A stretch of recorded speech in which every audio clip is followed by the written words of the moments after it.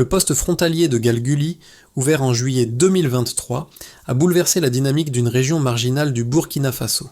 En moins d'un mois, ce point isolé a enregistré plus de 74 000 passages. Ce chiffre semble irréel pour un territoire qui vivait dans l'ombre de l'abandon, où les registres papier s'envolaient au vent et l'État était à peine une rumeur.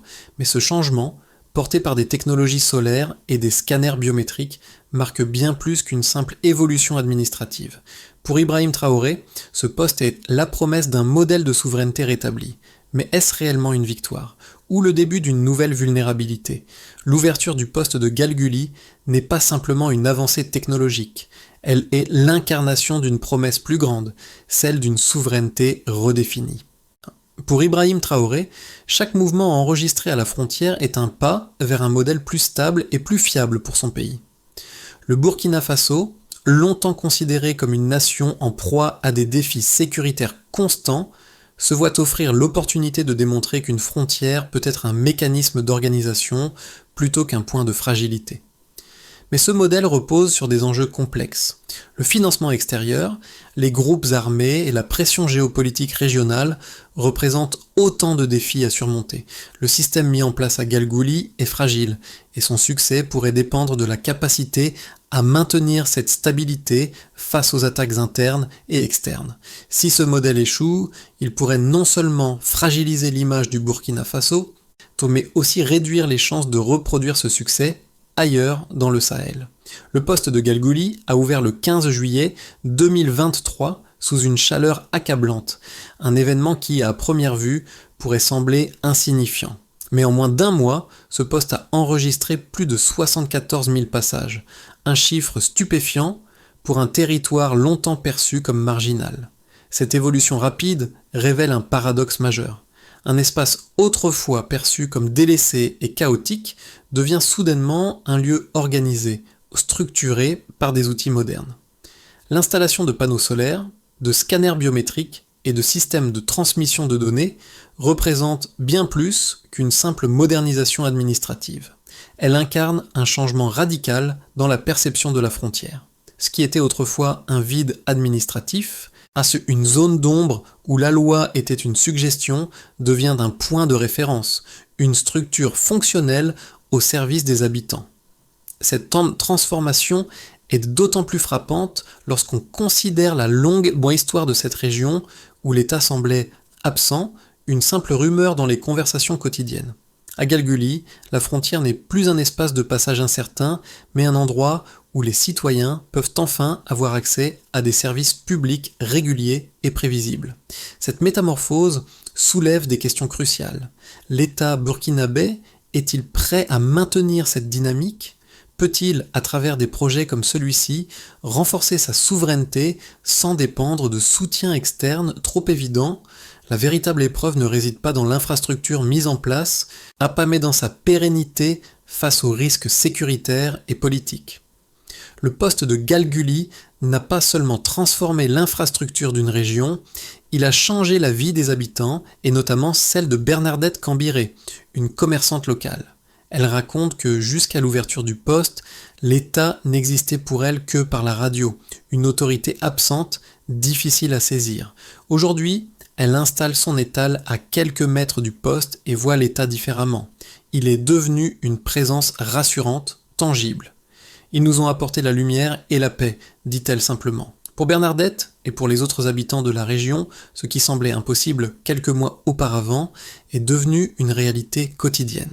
L'eau est disponible grâce au forage alimenté par les panneaux solaires, l'électricité n'est plus d'un luxe, et la sécurité semble plus stable grâce à la présence des gardes. Mais cette transformation ne se limite pas à la simple infrastructure. La proximité avec l'État a changé les perceptions. Les gardes, autrefois perçus comme des figures lointaines et menaçantes, sont maintenant des repères familiers. Cette évolution a des répercussions sur la vie quotidienne. Les enfants jouent près des installations solaires, les marchés se réorganisent et les déplacements se font avec plus de sérénité. La frontière, autrefois perçue comme une ligne de séparation menaçante, devient un espace où l'ordre et la régularité prennent place. Cependant, ce changement n'est pas exempt de défis. Si cette transformation est perçue positivement à Galguli, Il reste à savoir si elle pourra se maintenir face à la pression des groupes armés et à l'incertitude géopolitique du Sahel.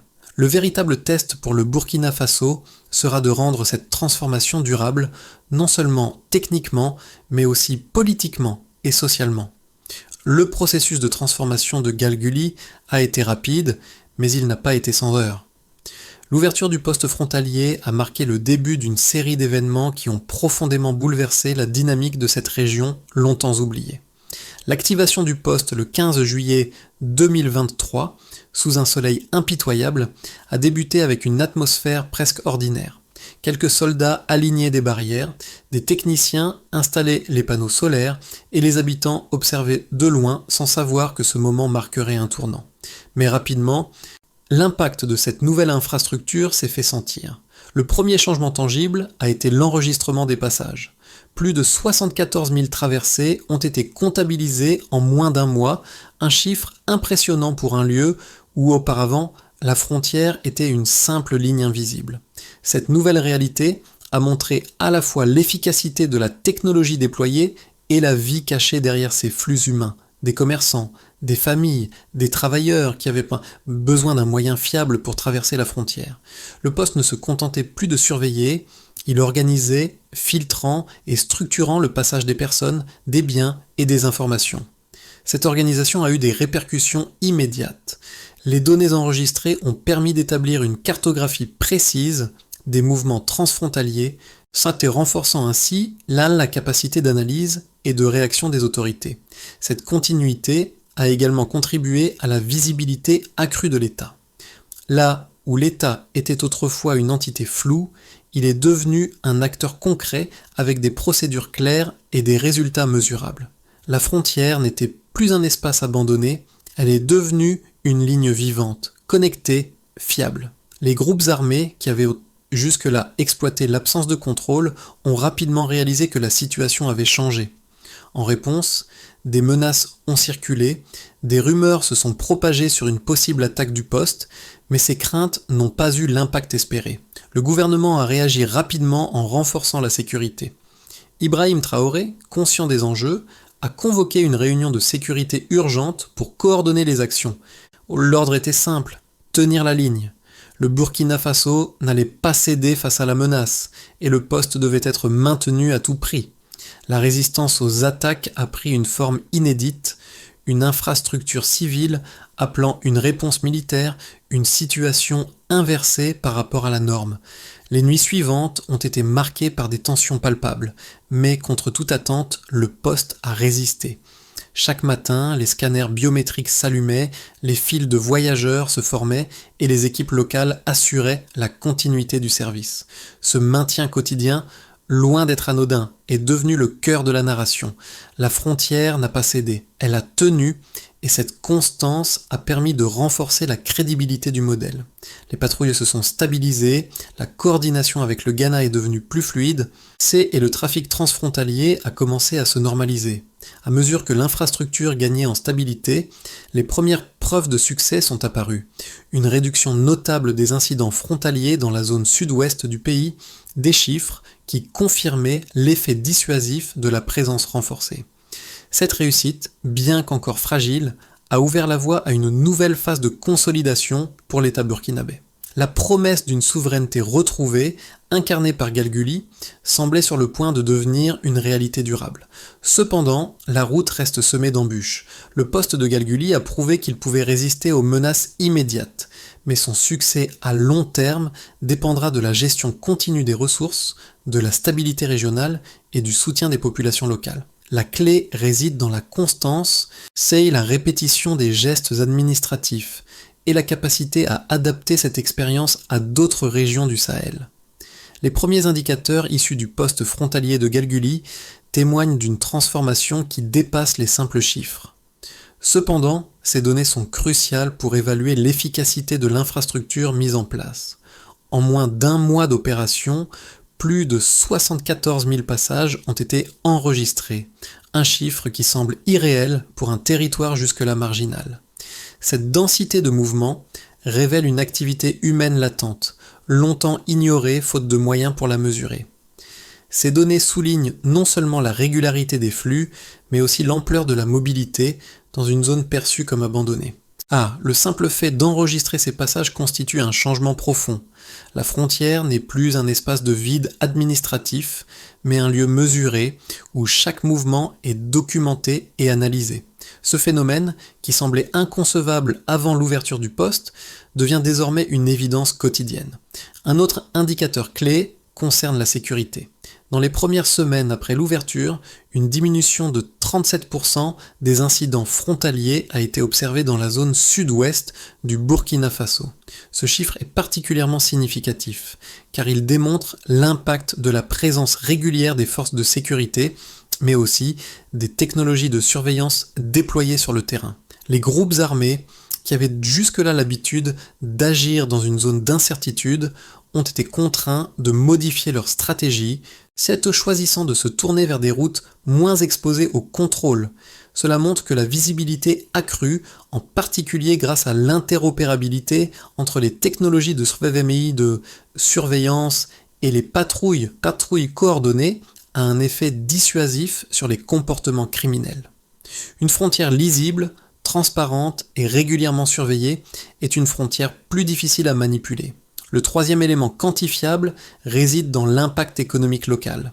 L'ouverture du poste de Galguli a permis la création de plus de 200 emplois directs et indirects, principalement dans les secteurs du transport, du commerce et des services. Ce chiffre peut sembler modeste dans le contexte national, mais il est significatif pour une région qui manquait cruellement d'opportunités économiques formelles.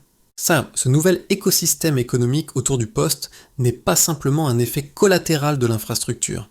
Il témoigne de l'effet multiplicateur qu'une présence publique stable peut avoir sur une communauté. Les commerçants locaux, autrefois contraints de migrer ou de se sédentariser dans des zones moins sûres, trouvent désormais une stabilité relative dans la région, contribuant ainsi à la régénération de l'économie locale.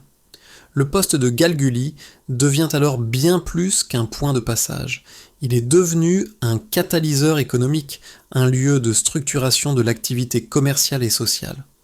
Ces trois indicateurs, la densité des mouvements, la réduction des incidents frontaliers et la création d'emplois, illustrent clairement l'impact tangible du poste frontalier de Galguli sur la région. Si l'objectif était de transformer une zone marginale en un espace contrôlé et fonctionnel, ces résultats sont un début prometteur.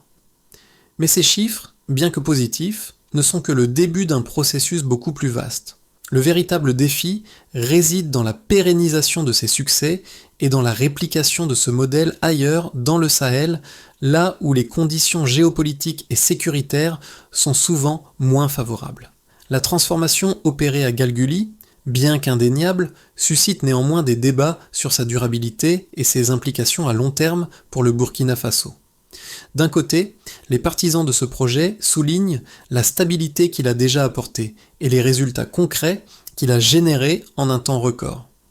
La réussite du poste de Galguli peut être perçue comme une avancée dans la souveraineté du Burkina Faso, où l'État a démontré sa capacité à établir une présence tangible et fonctionnelle dans une région autrefois délaissée. La technologie déployée, associée à des stratégies de sécurité et à un développement économique local, constitue une réponse aux défis géopolitiques du Sahel. Pour eux, Galguli incarne l'espoir d'une souveraineté régionale, qui ne dépend plus exclusivement de partenaires extérieurs. Cependant, une lecture plus critique soulève des questions concernant la dépendance de ce modèle à l'égard des financements étrangers et des technologies importées. Il est difficile d'ignorer que sans l'aide internationale comme celle de l'Allemagne, du Japon ou de l'OIM, le poste frontalier de Galguli n'aurait pas pu voir le jour. Certes, ces critiques pointent également la vulnérabilité de cette infrastructure face à des attaques ciblées ou à une instabilité politique prolongée. Si Galguli représente un succès, il pourrait également être un exemple d'une dépendance subtile à des technologies et des financements externes qui, bien que bénéfiques à court terme, posent la question de la souveraineté véritablement appliquée. En ce sens, la fragilité de l'équilibre pourrait être mise en lumière si les conditions régionales venaient à se détériorer. Malgré ces réserves, il reste que la réussite de Galguli est un modèle qui dépasse les simples chiffres. La capacité de l'État burkinabé à gérer et à maintenir une telle infrastructure, à la fois administrative et sécuritaire, démontre une maturité nouvelle dans la gestion des espaces périphériques du pays. Même si le modèle repose encore sur des ressources extérieures, il prouve qu'une nation peut se stabiliser, même dans les marges les plus fragiles, à condition d'appliquer une gestion fonctionnelle et continue. Le poste de Galguli est plus qu'une simple infrastructure, il est devenu un symbole de stabilité dans un Sahel instable. Ce modèle, qui semblait impossible quelques mois auparavant, est désormais en place et commence à porter ses fruits. À mi-parcours, il est clair que la transformation de la région ne se limite pas à des chiffres ou des installations techniques. Ce qui semblait être un projet risqué s'est progressivement imposé comme un pivot pour l'État burkinabé. En dépit des défis sécuritaires et des tensions géopolitiques, la structure a résisté. Et ce n'est pas seulement la technologie ou la présence militaire qui a permis ce succès, mais la constance des routines établies par l'État. Les gardes, les commerçants et les habitants de Galguli s'habituent à cette nouvelle normalité. Une frontière fonctionnelle et contrôlée et une présence de l'État qui n'est plus seulement symbolique mais réelle et mesurable. Cette première phase réussie a permis de démontrer une vérité importante. La souveraineté se construit à travers la répétition et la prévisibilité, pas seulement à travers des gestes ponctuels ou des discours. Mais comme le montrent les défis persistants, la véritable épreuve commence maintenant. Comment maintenir cette stabilité à long terme ? L'ouverture du poste frontalier de Galguli a entraîné une série de conséquences qui vont bien au-delà de l'amélioration de la gestion des frontières. D'abord, le simple fait d'avoir un enregistrement fiable des passages a permis aux autorités de mieux comprendre les dynamiques de la région. Avant l'ouverture du poste, le Sahel était un territoire marqué par l'incertitude où les mouvements des personnes et des biens étaient invisibles aux yeux de l'État. Aujourd'hui, chaque passage est documenté, chaque mouvement est analysé. Cela permet non seulement d'optimiser les contrôles, mais aussi de mieux préparer les réponses aux menaces potentielles. Un autre effet visible de cette transformation est la réduction significative des incidents frontaliers dans la zone sud-ouest du Burkina Faso. En moins d'un mois, une diminution de 37% des incidents signalés a été observée. Cela montre que la présence accrue de l'État, accompagnée de l'utilisation de technologies modernes comme les scanners biométriques et les systèmes de communication en temps réel, a un effet dissuasif direct sur les groupes armés et les trafiquants. Ce chiffre est un indicateur clé de la réussite du modèle de souveraineté appliqué. Une présence visible de l'État réduit la criminalité et les incertitudes, permettant aux populations locales de vivre dans un environnement plus sûr. Cependant, ces résultats ne sont pas seulement le fruit de la technologie ou de la répression. Le poste de Galguli a également contribué à un changement social notable dans la région. Plus de 200 emplois directs et indirects ont été créés autour du poste, dans des secteurs aussi variés que le commerce, les services et la sécurité. Cette création d'emplois a non seulement stimulé l'économie locale, mais elle a également renforcé le lien entre les habitants et l'État. Pour la première fois, l'État burkinabé est perçu comme un acteur capable d'apporter des bénéfices tangibles aux communautés locales, plutôt que comme une entité lointaine et distante. Les commerçants, par exemple, ont vu leurs activités se stabiliser grâce à la prévisibilité apportée par la présence de l'État. Les horaires des marchés sont désormais réguliers et les habitants se déplacent avec plus de sérénité, sachant que les conditions de sécurité et d'accès sont fiables. Les jeunes, qui auparavant étaient contraints de migrer vers d'autres régions à la recherche d'opportunités, trouvent désormais des raisons de rester. Voilà, ce changement dans les habitudes économiques et sociales reflète une transformation plus large, celle d'une communauté qui commence à voir dans l'État non seulement une force de sécurité, mais aussi un moteur de développement.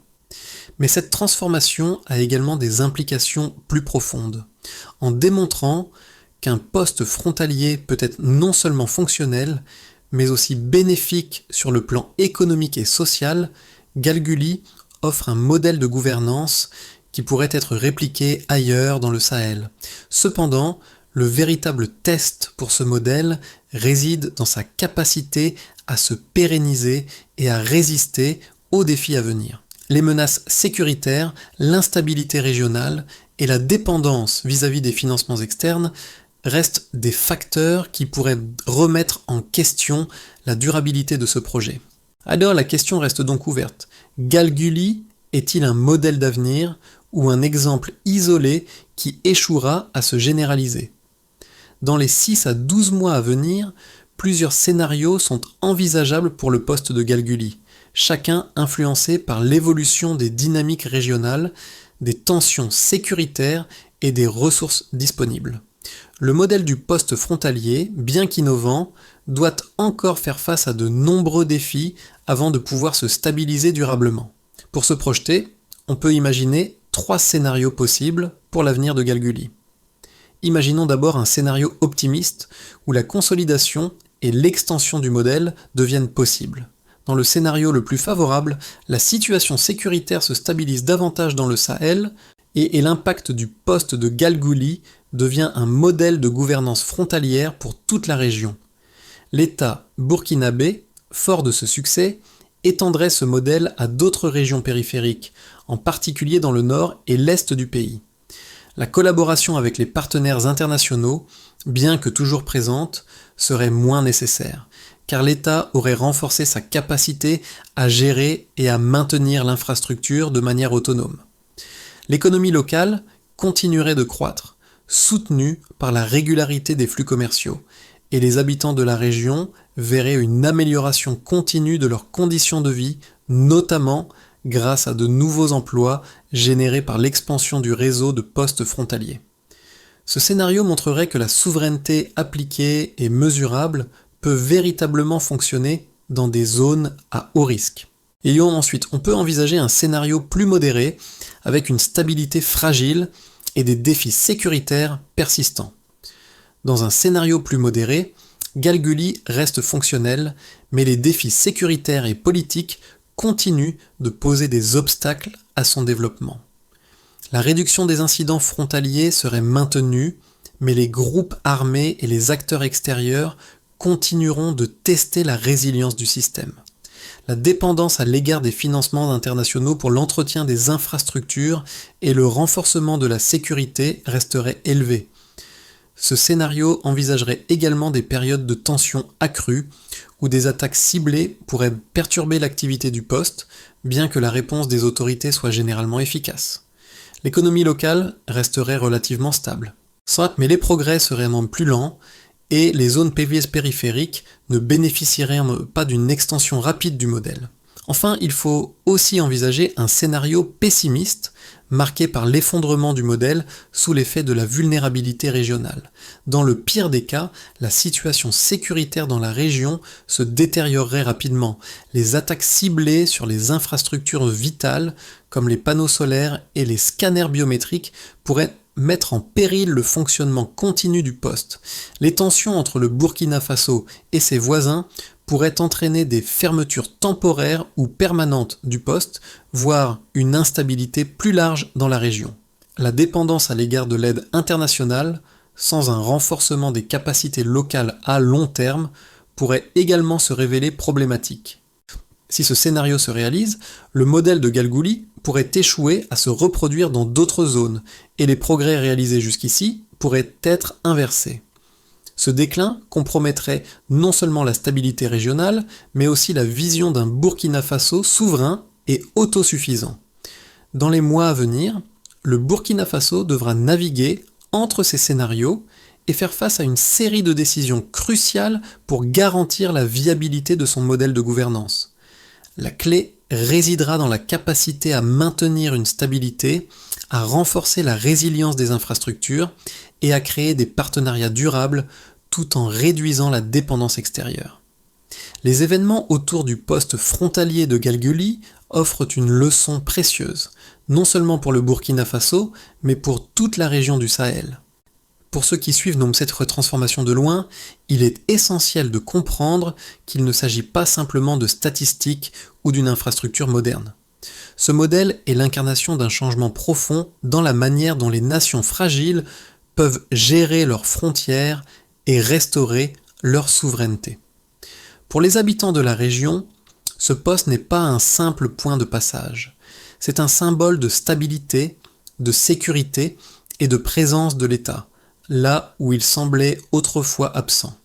La question qui se pose à chacun de nous en tant que spectateur ou observateur est: pouvons-nous imaginer un monde où ce modèle devient la norme plutôt que l'exception ? Le poste de Galguli nous invite à réfléchir à la manière dont nous percevons la souveraineté et la gestion des frontières. Dans un contexte où les nations fragiles luttent pour exister face à des pressions internes et externes, ce modèle montre qu'il est possible de créer de la valeur même dans les marges les plus abandonnées. Pour ceux qui vivent à Galguli, la transformation est déjà tangible. L'accès à des services publics réguliers, la sécurité renforcée et la stabilité économique apportent une nouvelle vision de l'avenir. Pour les gouvernements du Sahel, cela pose une question cruciale. Est-ce que l'État, même dans les régions les plus difficiles, peut devenir un acteur de développement ? Et pour le reste du monde, ce modèle offre-t-il un modèle à suivre, ou bien est-il un idéal trop fragile pour se pérenniser ? Pour garantir la pérennité du poste frontalier de Galguli et, plus largement, du modèle qu'il incarne, plusieurs étapes doivent être franchies dans les mois à venir. La clé réside dans la consolidation des acquis et la mise en place de solutions durables. Voici, de manière simple, le chemin à suivre. Pour commencer, place à la maintenance continue et à l'amélioration des infrastructures. Il est impératif que les équipes techniques locales assurent la maintenance régulière des équipements critiques, notamment les panneaux solaires et les scanners biométriques. Une attention particulière devra être portée à la mise à jour des technologies et à la formation continue des agents locaux. Cette étape est cruciale pour éviter toute interruption du service et maintenir la confiance des habitants. La gestion proactive des infrastructures, avec un suivi mensuel et un rapport d'audit, on la permettra de détecter les problèmes avant qu'ils ne deviennent des crises. Dans la continuité, il faudra miser sur le renforcement de la coopération transfrontalière. La coordination avec les autorités ghanéennes doit être structurée et renforcée. Un calendrier partagé de patrouilles mixtes, couplé à un système de partage de données en temps réel, garantira une sécurité renforcée et une gestion des flux transfrontaliers plus efficace. Cette coopération devra aussi inclure des mécanismes de réponse rapide en cas d'incident, afin de limiter les tensions et de protéger l'intégrité de la frontière. Une fois la base solide, l'enjeu sera l'extensibilité du modèle à d'autres régions. Une fois que la stabilité de Galguli sera assurée, l'étape suivante consistera à dupliquer ce modèle dans d'autres régions du pays, en particulier dans le nord et l'est, où les besoins en infrastructure et en sécurité sont tout aussi pressants. Chaque nouveau poste devra être conçu selon les leçons apprises à Galguli, en tenant compte des spécificités locales et des réalités sécuritaires. Enfin, pour ancrer le tout, la transparence et le suivi communautaire seront essentiels. Un suivi transparent des données et une collaboration étroite avec les communautés locales sont essentiels pour maintenir l'adhésion des habitants au projet. La mise en place d'un comité de surveillance locale regroupant commerçants, leaders communautaires et autorités permettra de s'assurer que les bénéfices sont équitablement partagés et que la sécurité et l'économie locale continuent de se renforcer. À Galguli, la transformation est visible non seulement dans les infrastructures, mais aussi dans les vies quotidiennes. Bernadette Cambiré, qui autrefois parlait d'un État lointain, voit désormais l'État à travers l'activité quotidienne autour du poste. Pour elle, ils nous ont apporté la lumière et la paix, des mots simples, mais porteurs d'une signification profonde. Ce qui autrefois semblait un rêve lointain est devenu une réalité tangible, et chaque interaction avec l'État, chaque transaction au marché, chaque geste administratif construit lentement un tissu social et économique plus résilient.